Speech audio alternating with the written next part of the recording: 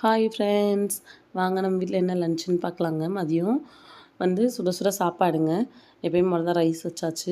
இன்னைக்கு குழம்பு எதுவுமே வைக்கலைங்க. பாப்பா காலையிலேயே ரசம் வேணும் அப்படின்னு கேட்டிருந்தாங்க. ஹஸ்பண்டும் கேட்டிருந்தாங்களா, அதனால் மிளகு சீரகம் தக்காளி மட்டும் போட்டு நிறைய போட்டு மிளகு சீரகம் போட்டு ரசம் வச்சாச்சுங்க.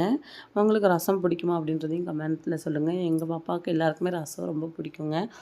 அப்புறம் அதுக்கு சைடிஷ்ஷாக பார்த்தீங்கன்னா வாழைத்தண்டு தாங்க. நேற்று எங்கள் அத்தை வீட்டிலேருந்து எடுத்துகிட்டு வந்திருந்தேங்க. அதனால இந்த வாழைத்தண்டு போட்டு பொரியல் பண்ணியாச்சு. தேங்காய் மட்டும் துருவி போட்டு சிம்பிளாக ஒரு பொரியல் பண்ணியாச்சுங்க.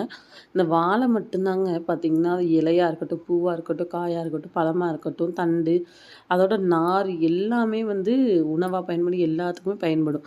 எந்த பொருளுமே வேஸ்ட்டே ஆகாதுங்க. அந்த மட்டையை கூட புழிஞ்சு பார்த்தீங்கன்னா காதில் சாறு விடுவாங்க காது வலின்னா. அந்த மாதிரி எல்லா பாகமுமே பயனாகுங்க.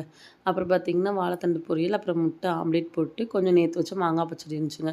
இதை வச்சு மதியம் லன்ச்சு முடிச்சாச்சு. சூப்பரான லன்ச்சுங்க, சிம்பிளாக இருந்தாலும். நம்ம வீட்டில் என்ன சாப்பாடுன்னு கமெண்ட்டில்